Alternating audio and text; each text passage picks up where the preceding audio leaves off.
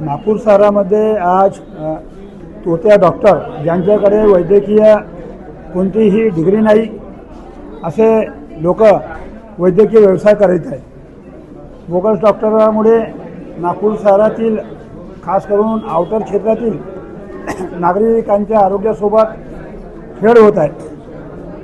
त्याबद्दल कारण माझ्या स्वतःच्या प्रभागात एक दंपती आहे, त्यांना महाराष्ट्र मेडिकल प्रॅक्टिशनर ॲक्टमध्ये शिक्षा झालेली आहे.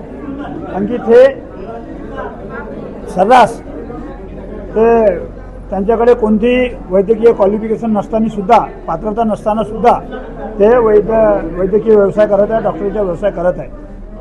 त्यांना सांगायचं हे का त्यांना शिक्षासुद्धा झालेली आहे, तरी पण त्यांचा तो व्यवसाय आताही सर्रासपणे सुरू आहे.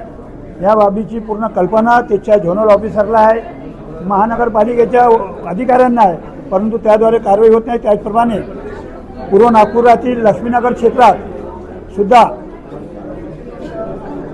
ज्यांच्यावर आधीच गुन्हे दाखल आहे असे सुद्धा पती पत्नी प्रॅक्टिस करतात.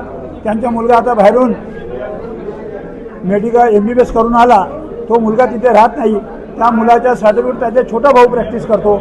याप्रमाणे नागपूर शहरामध्ये आजच्या तारखेमध्ये 25पेक्षा जास्त तोट्या डॉक्टर कार्यरत आहेत. त्यावर कारवाई व्हावी म्हणून हा प्रश्न उचलण्यात आला.